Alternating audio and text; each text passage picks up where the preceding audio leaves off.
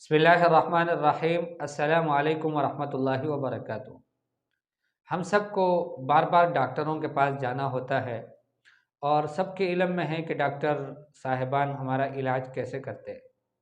عموماً ہمیں ایک نسخہ لکھ کر دے دیتے ہیں، ایسی لکھائی ہوتی ہے کہ جس کو شاید وہ خود سمجھتا ہے اور اس کا جو میڈیکل سٹور والا ہے وہ سمجھتا ہے۔ پھر اس کے بعد وہ دوائی ایک ہفتے کی ہوتی ہے، کہتا ہے کہ ایک ہفتے کے بعد تم دوبارہ آ جاؤ، اور اگر آپ کو کوئی فرق نہیں ہوا تو پھر میں آپ کو اور دوائی دے دوں گا۔ اور یہ جو پہلی دوائی دی ہوتی ہے یہ بھی تقریباً 8-10 قسم کی تو ہوتی ہے، اور جب فرق نہیں ہوتا تو پھر دوبارہ وہ کچھ اور قسم کی دوائی کا تجربہ کرتا ہے۔ چونکہ اصل میں ہوتا یہ ہے کہ یہ تجربے کر رہے ہوتے ہیں کہ ہو سکتا ہے اللہ پاک اس بیماری سے اس دوائی کے ذریعے سے اس کو شفا دے، اور اگر اس کے ذریعے سے شفا نہیں ملی تو پھر اگلی دیکھ لیں گے، پھر اس کا تجربہ کر لیں گے، اور اس طرح سے ہمیں بار بار ان کے پاس آنا اور جانا ہوتا ہے۔ ایسے ہی ایک واقعہ حضور اکرم صلی اللہ علیہ وسلم کے زمانے میں ہوا۔ بخاری اور مسلم کی روایت ہے، حضرت ابو سعید خدری رضی اللہ تعالیٰ عنہ راوی ہے، وہ فرماتے ہیں جاء رجل الی النبی صلی اللہ علیہ وسلم، ایک آدمی نبی کریم صلی اللہ علیہ وسلم کے پاس آئے، فقال، اور کہنے لگے، ان اخی استطلق بطنہ، میرا بھائی ہے اس کا پیٹ چالو ہو گیا ہے، یعنی اس کو موشن لگ گئے ہیں، دست لگ گئے ہیں۔ فقال رسول اللہ صلی اللہ علیہ وسلم، رسول اللہ صلی اللہ علیہ وسلم نے فرمایا، اسقہ عسلا، اس کو شہد پلاؤ۔ فسقاہ، اس نے اس کو شہد پلایا۔ ثم جاء، پھر وہ شخص آیا، فقال سقیتہ فلم یزدہ الا استطلاقا، میں نے اس کو شہد پلایا، شہد کی وجہ سے اس کے موشن اور زیادہ ہو گئے۔ فقال له 3 مرات، 3 دفعہ حضور صلی اللہ علیہ وسلم نے اس کو یہی کہا، یعنی ایک دفعہ آیا اور یہی بات کہی کہ اللہ کے رسول میں نے اس کو شہد پلایا، اس سے تو اور اس کا پیٹ چالو ہو گیا۔ حضور صلی اللہ علیہ وسلم فرماتے ہیں جاؤ اس کو شہد پلاؤ۔ دوبارہ جاتا ہے، پھر شہد پلاتا ہے، پھر آتا ہے، کہتا ہے اس کے موشن اور بڑھ گئے۔ 3 دفعہ ایسا ہوتا ہے۔ ثم جاء الرابعہ، پھر چوتھی دفعہ بھی آ گیا، فقال اسقہ عسلا، حضور صلی اللہ علیہ وسلم نے فرمایا اس کو شہد پلاؤ۔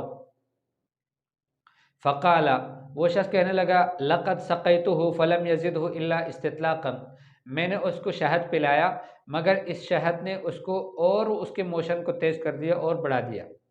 فقال رسول اللہ صلی اللہ علیہ وسلم، اللہ کے رسول صلی اللہ علیہ وسلم نے فرمایا، صدق اللہ وکذب بطن اخیک، اللہ نے سچ کہا ہے اور آپ کے بھائی کا پیٹ جھوٹ بولتا ہے۔ فسقاہ، اس نے چوتھی دفعہ بھی اس کو شہد پلایا، فبرئ، تو وہ ٹھیک ہو گیا۔ متفق علیہ روایت۔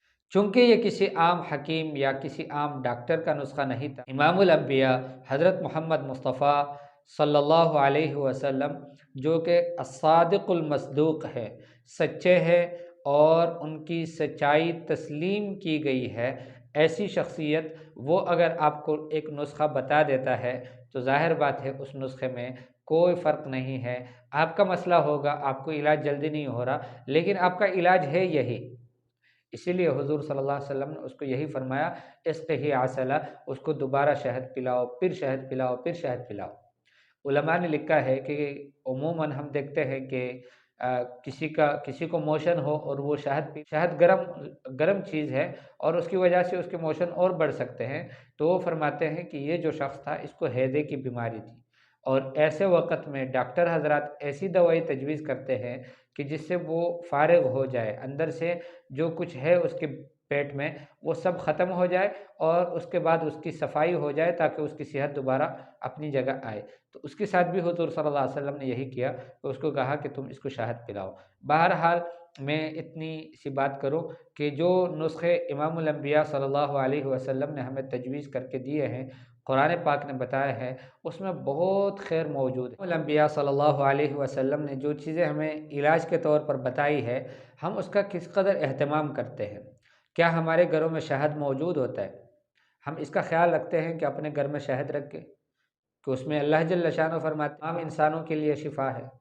کیا ہم اپنے گھروں میں حبۃ السودا کلونجی رکھتے ہیں، جس کے بارے میں حضور صلی اللہ علیہ وسلم فرماتے ہیں بالحبۃ السوداء شفاء من کل داء الا السام، کہ حبۃ السودا میں کلونجی میں ہر بیماری سے شفا ہے سوائے موت کے۔ تو ہم کیا اس کا اہتمام کرتے ہیں کہ ہمارے کھانے پینے کی چیزوں میں ہم اس کا استعمال کریں؟ حجامے کا ہم کیا کبھی اہتمام کرتے ہیں کہ حجامے کے ذریعے سے ہم اپنا علاج کریں؟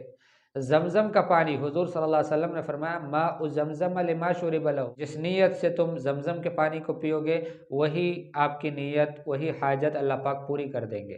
یہ زمزم کا پانی ہے، تو کیا ہم اس کو اپنے گھروں میں رکھتے ہیں؟ ایسے ہی حضور صلی اللہ علیہ وسلم نے کھجور کے بارے میں ترغیب دی ہے۔ کھجور حضور صلی اللہ علیہ وسلم کی ایک بہترین غذا ہوتی تھی، اور فرمایا کہ جس گھر میں کھجور ہو ان گھر والوں کو فاقے نہیں لگیں گے، فقر و فاقہ نہیں آئے گا اس گھر پہ۔ کیا ہمارے گھروں میں اس کا اہتمام ہوتا ہے؟ تو اس لیے میرے دوستو عزیزوں، مختصر سی چیزیں ہیں، اس کا ہم اہتمام کریں گے۔ یقین مانیں ان ڈاکٹروں سے، ہسپتالوں سے اور ان انگریزی دوائیوں سے ہمیں نجات مل جائے گی۔ تو اللہ پاک مجھے بھی توفیق نصیب فرمائے، آپ بھائیوں کو بھی توفیق نصیب فرمائے۔ السلام علیکم ورحمۃ اللہ وبرکاتہ۔